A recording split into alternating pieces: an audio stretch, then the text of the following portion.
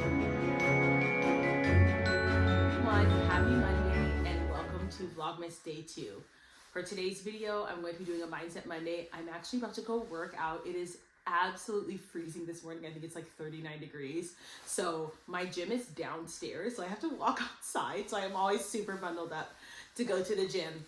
But for today's Mindset Monday, what I wanted to do was share with you guys 8 truths that I've come to know about fitness as it relates to eating out, exercise, and things like that.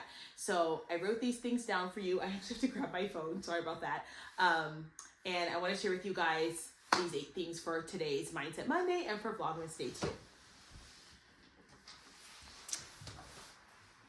2. Okay, number 1, my performance weight may not be my bikini weight. And what this means essentially is that sometimes I want to like run a 5K and run really well. Sometimes I have friends who do like masters track and field, and I still hurdle and I still jump and I triple jump and all that. And I want to be able to do that well. And what I've realized is that when I'm trying to look good in a bikini, that often doesn't translate well to being an athlete. Sometimes I need a little bit more body fat. I need to eat a little bit more food. I need to look a little bit more bulky than I would like to look in a bikini. And that's okay. Some of you guys have performance goals. You want to get stronger. You want to run a marathon. And sometimes being super lean is actually not beneficial for your performance, even though it does look better in a bikini. So I have learned to appreciate my body in both states. When I'm in my performance body and when I'm in my, I would say like my dieting body. But you just have to understand that your performance weight is almost never your bikini weight. Your body runs better typically on more fat, a little bit more fat than it does leaner. Number 2, I don't have to start over on Mondays if I learn how to eat properly on the weekends. And I'm gonna do an entire video about this, but essentially what that means is I don't, eat well during the week on Friday and then Saturday, Sunday binge and go off start over on Monday. I used to do that, by the way. That was like part of one of the things that I had to work through with my therapist, is this idea that like I couldn't be healthy all the way through the week. There was something that would happen. It was like, okay, I was good, so now I get to like binge and eat crazy on the weekends. And then I started over on Monday and I never like maintained a healthy body weight. But when I learned to eat well through the weekend, even though I would go out to brunch, even though I had family events and parties and work events, I was able to maintain my weight and I never had to start over on Monday. So if you learn how to maintain your progress through the weekend, maintain your habits through the weekend, you never have to start over on Mondays. What a great feeling. Number 3, I can still have friends if I choose not to drink. I have to be honest with you guys. One of the biggest things that changed my fitness game was that I stopped drinking. I almost never drink. Like now, I probably have 3 or 4 drinks a year. Even when we go on vacation, my husband and I love to go to Mexico on vacation. I'll have a margarita, maybe 1 margarita a day, and there are days where I don't drink. I just don't feel the need to, but drinking is such a massive part of our society, and it's a massive part of our social scene, and people will make fun of you for not drinking, right? Like they don't care if, people say, don't do cocaine, don't smoke weed, whatever. But when you say, I'm not going to drink, it becomes this thing, and that's because people inherently know that they shouldn't probably be drinking. It's poison. Alcohol's poison, period. For the female body, it's detrimental. Like you really shouldn't be drinking in excess. And oftentimes we end up overdoing alcohol, and that's why it becomes so detrimental to our weight loss. But I learned that, number 1, the right kind of people will allow me to be sober. I'm allowed to be sober and have fun with them, and they don't mind. I have made it a habit, just as a personal practice of self-esteem, to say no when I'm out in public and say no to alcohol. It makes people so uncomfortable, and it actually exposes to me who has issues with the decisions that I make. Because I need to know that. I need to know that, like, if you think there's something wrong with me because I'm not drinking, or you assume that I'm pregnant, or you assume that how about I care about my intestines, I care about my hormones, I care about my gut health, I care about my sleep, I want high quality sleep. Now, this is not a judgment or an indictment on people who do drink, but that's a decision that I've made. I don't care if you drink. I really don't. But here's the truth. I'll tell my clients, stop drinking for 30 days and see how good you feel, and notice who actually cares.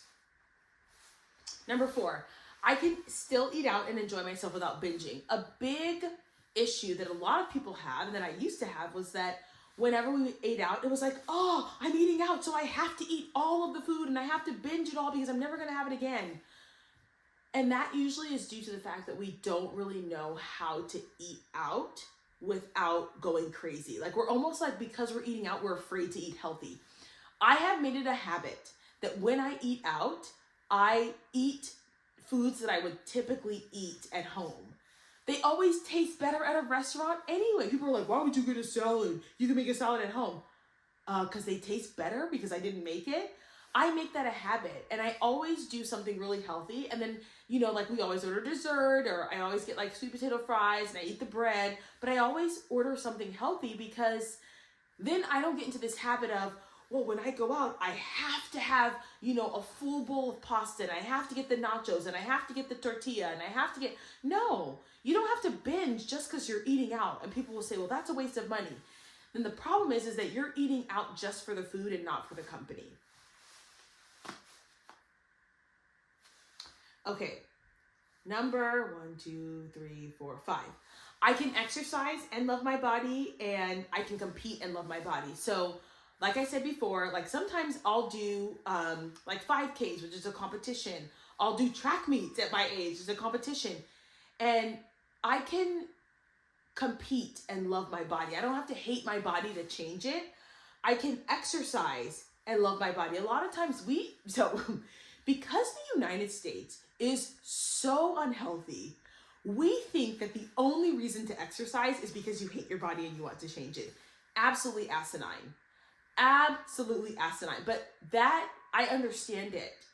So whenever people meet someone who's a trainer or someone who exercises, there's an assumption that either we're obsessed with our body or we hate our body. To the contrary, I simply care about my body in the same way that I care about my teeth, in the same way that I care about my eye health, in the same way that I care about my sleep hygiene. I simply care. And what it means to care is to take care of it, to treat it well. So don't fall into the trap, because people, you guys, when you get healthy, people are going to say, oh my God, you're obsessed, or you hate yourself. And it's like, no, I actually care about myself. That is why I'm doing what I'm doing. I'm not doing it solely to change my body. Sometimes I do things to change my body. Sometimes I start getting a little bit of tires around the edge because I've been eating too many nachos. And yeah, I kick it up a notch and change my food. But 95% of the time, I'm not eating to change my body. I'm not exercising to change my body. I'm exercising and eating so that I can be healthy. I'm competing in meets, in races, because it feels good. It's a challenge. It's a healthy challenge. People should challenge themselves. That's actually a very good thing. But what I see on the internet is a lot of people are so fearful. They're so fearful of disorders. I'm like, y'all will walk yourself right into obesity being afraid of disorders. Couldn't be me. Okay, I can take care of myself, and it doesn't mean that I'm selfish. So I grew up in a church community that really devalued physical health. And people who took care of themselves were seen as really vain and arrogant and stuck up and, oh, you're self-absorbed. But really, that couldn't be further from the truth. A lot of times, people who take care of themselves actually have more to give. They actually have less resentment than those people who throw themselves out into the world without ever taking care of themselves in hopes that people will return things to them. And then they're mad and they have resentment because those people did not give them something.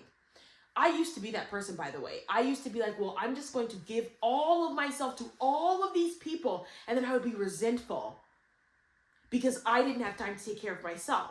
And I didn't have time to make sure that I was sleeping and that I was eating well and that I was taking care of my body, which to me is a commandment from God. And so I would resent people because I said yes to them when I shouldn't have. I said yes to them when I shouldn't have. And I understand that a lot of people are in this trap. A lot of people feel like there's something selfish about taking care of your body. But the reality is that most of the time, if you take an hour a day to do a workout, you take an hour a day to meal prep, you actually feel better, you function better, and so you give of yourself more readily. And because you've taken care of yourself, you then don't resent other people because they didn't take anything from you. I can now freely go and hang out with people and spend time with people without any resentment because I've taken care of myself first. And I've made sure that I've done my workout, I've eaten a healthy breakfast or whatever, and now I can go spend time with you and give you my energy and I don't feel bad about it. And lastly, I can incorporate alcohol only if I need to. Sometimes I want to have a drink, right? If you're in Mexico and there's a margarita, sometimes I want to do that. But the real differentiator is if you want to.